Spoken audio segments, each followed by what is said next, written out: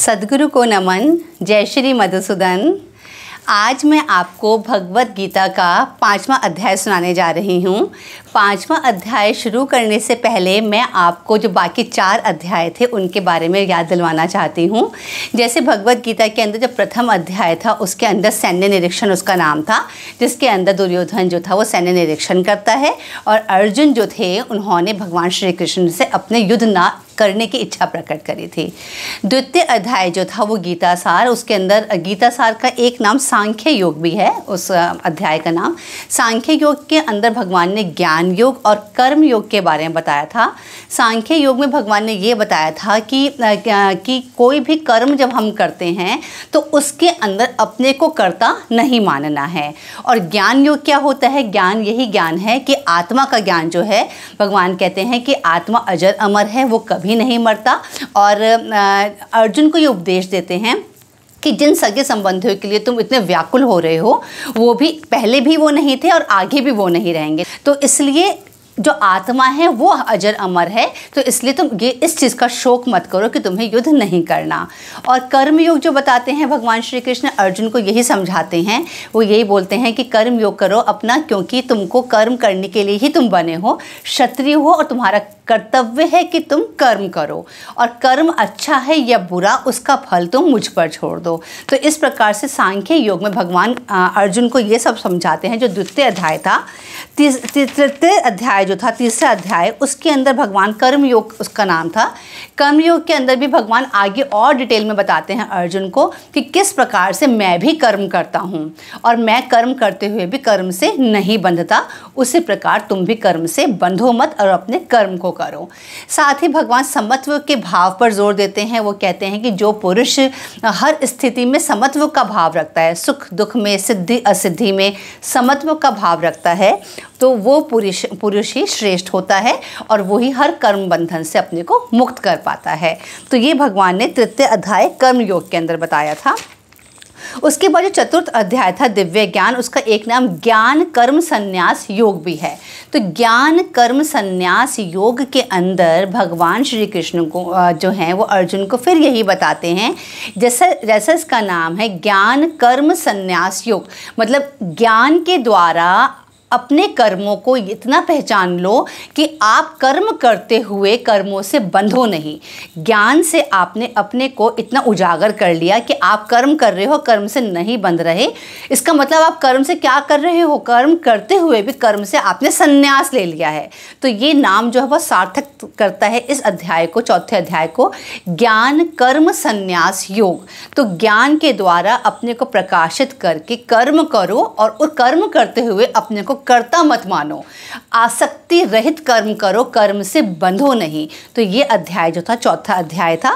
और आज मैं आपको, और साथ में चौथे अध्याय में एक चीज़ और थी जिसमें भगवान जोर देते हैं, वो कहते हैं कि तत्व, भगवान कहते हैं कि आप मुझको तत्व से जानो। जो मुझे इंसान तत्व से जान लेता है वो अपने सभी कर्म बंधनों से मुक्त हो जाता है। साथ ही चौथे अध्याय में भगवान ने बहुत अच्छा बताया था यज्ञ के बारे में कि यज्ञ करते हुए हवन जो करा जाता है, अपने इंद्रियों का जो हवन करता है अपनी इच्छाओं पर, वो भी एक यज्ञ के समान ही है। और भगवान ने इसके बारे में बहुत ज़्यादा अलग अलग एग्जाम्पल्स देकर यज्ञ के बारे में भी समझाया था। तो ये 4 अध्याय इस प्रकार से चले थे जो लास्ट मैंने कुछ एपिसोड में बनाए हैं। आज मैं आपको 5वां अध्याय सुना रही हूँ। 5वां अध्याय का नाम है कर्म संन्यास योग। मतलब इसके अंदर अब भगवान अर्जुन को बताएंगे कि कर्म को किस प्रकार से, कर्म करते हुए भी आप संन्यास कैसे ले सकते हो कर्मों से।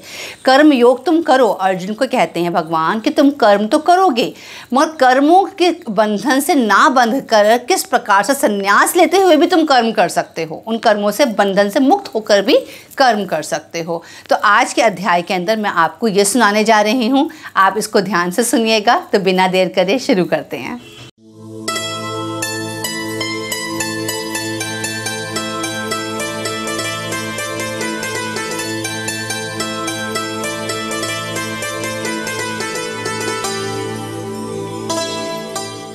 अध्याय 5 कर्म संन्यास योग। इसके अंदर 29 श्लोक हैं।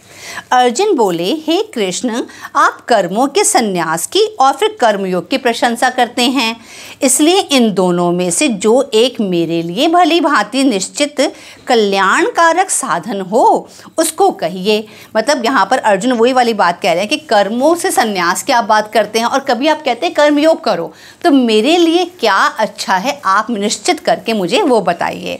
तो भगवान श्री कृष्ण बोलते हैं, कर्म संन्यास और कर्मयोग ये दोनों ही परम कल्याण करने वाले हैं, परंतु उन दोनों में भी कर्मयोग सुगम होने के कारण श्रेष्ठ है। हे अर्जुन, जो पुरुष ना किसी से द्वेष करता है और ना किसी की आकांक्षा करता है वह कर्मयोगी सदा सन्यासी ही समझने योग्य है।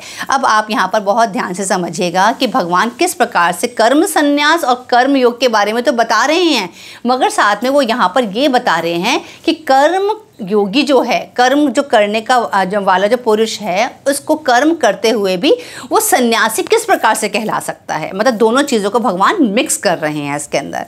तो यहाँ पर भगवान बोलते हैं कि हे अर्जुन, जो पुरुष न किसी से द्वेष करता है, जो पुरुष कर्म कर रहा है मगर द्वेष रहित कर्म कर रहा है और ना किसी की आकांक्षा करता है, वह कर्मयोगी सदा सन्यासी ही समझने योग्य है। मतलब वो सन्यास योग ही कर रहा है मगर कर्मयोग भी कर रहा है। कर्मयोग और संन्यास योग किसी एक में भी स्थित पुरुष परमात्मा को ही प्राप्त होता है, चाहे कर्मयोगी हो चाहे कर्म संन्यास के साथ वो अपना कर्म कर रहा हो, मगर अल्टीमेट जो गोल है उसको परमात्मा का है, उसको परमात्मा प्राप्त भी होते हैं। ज्ञान योगियों द्वारा जो परम धाम प्राप्त किए गए हैं, जिन्होंने अपने ज्ञान को बढ़ाकर परम धाम भगवान का प्राप्त करा, कर्म योगी द्वारा भी वही प्राप्त किया जाता है। जो कर्म करते हैं वो भी उसी भगवान के परम धाम को ही प्राप्त करते हैं, जिस प्रकार से जो ज्ञानी पुरुष हैं वो प्राप्त करते हैं। जिनका मन अपने वश में है, जो जितेंद्रिय एवं विशुद्ध अंतःकरण वाला है और परमात्मा ही जिसकी आत्मा है, ऐसा कर्मयोगी कर्म करता हुआ भी लिप्त नहीं होता। तत्व को जानने वाला, भगवान ने अभी मैंने आपको बताया था कि भगवान कहते हैं मेरे को तत्व से जानो, मेरे को रूट से जानो, जो मेरा कॉज है इस पूरे ब्रह्मांड के अंदर आप उसको जान लो।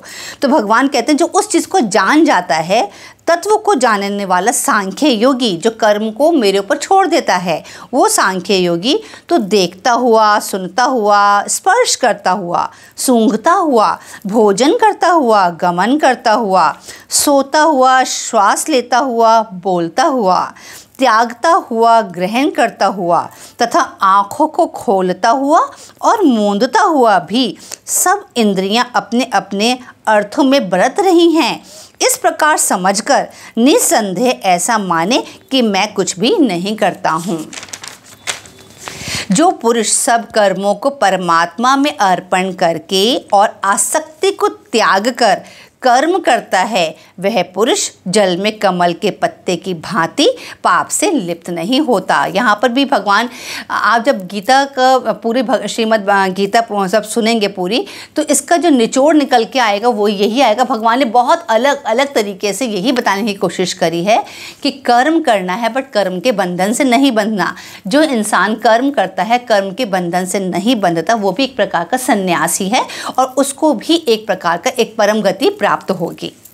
कर्मयोगी ममत्व बुद्धि रहित होकर, ममता के भाव से भी रहित होकर, केवल इंद्रिय, मन, बुद्धि और शरीर द्वारा भी आसक्ति को त्याग कर अंतःकरण की शुद्धि के लिए कर्म करता है। जो कर्मयोगी है, ममत्व की मेरा भाव, अपनेपन के भाव को भी छोड़ देता है और अपने मन, इंद्रिय, बुद्धि और शरीर हर तरीके से अपने अंतःकरण की शुद्धि के लिए ही कर्म करता है। कर्मयोगी कर्मों के फलों का त्याग करके भगवत प्राप्ति रूप शांति को प्राप्त होता है और सकाम पुरुष कामना की प्रेरणा से फल में आसक्त होकर बंधता है। मतलब जो कर्मयोगी है वो कर्मों के जो फलों की भी इच्छा को त्याग देता है। कर्म करता है मगर वो ये तक नहीं सोचता कि इस कर्म का फल उसे क्या मिलेगा। तो ऐसा जो पुरुष है उसको तो शांति की प्राप्ति होती है। मगर जो पुरुष सकाम कर्म करता है, जिसको एक कामना होती है, कोई कर्म करते हुए कामना के साथ कर्म करता है, वो कभी भी अपने कर्म बंधनों से नहीं छूट सकता। अंतःकरण जिसके वश में है, ऐसा सांख्य योग का आचरण करने वाला पुरुष ना करता हुआ और ना करवाता हुआ ही नव द्वारों वाले शरीर रूप घर में सब कर्मों को मन से त्याग कर आनंद पूर्वक परमात्मा के स्वरूप में स्थित रहता है। यहाँ पर भी भगवान वही बता रहे हैं कि जो अंतःकरण को वश में कर लेता है वो किस प्रकार से अपने सब कर्मों के बंधनों से मुक्त होता हुआ भी आनंद पूर्वक परमात्मा के स्वरूप में अपने को बसा लेता है। परमेश्वर मनुष्य को ना तो कर्तापन की, न कर्मों की और न कर्म फल के संयोग की ही रचना करते हैं। मतलब यहाँ भगवान कह रहे हैं कि मैं किसी भी मनुष्य का ना मैं कर्तापन की रचना करता हूँ, ना मैं उसके कर्मों की रचना करता हूँ, ना मैं कर्मों के फलों की रचना करता हूँ, किंतु यह उसका स्वभाव ही बरत रहा है। हर इंसान का अपना स्वभाव ही है, उसके अपने कर्म ही हैं जो उससे कर्म करवाते हैं और जिसके मुताबिक उसको फिर फल भी मिलता है। भगवान कहते हैं मैं उससे नहीं बंधता।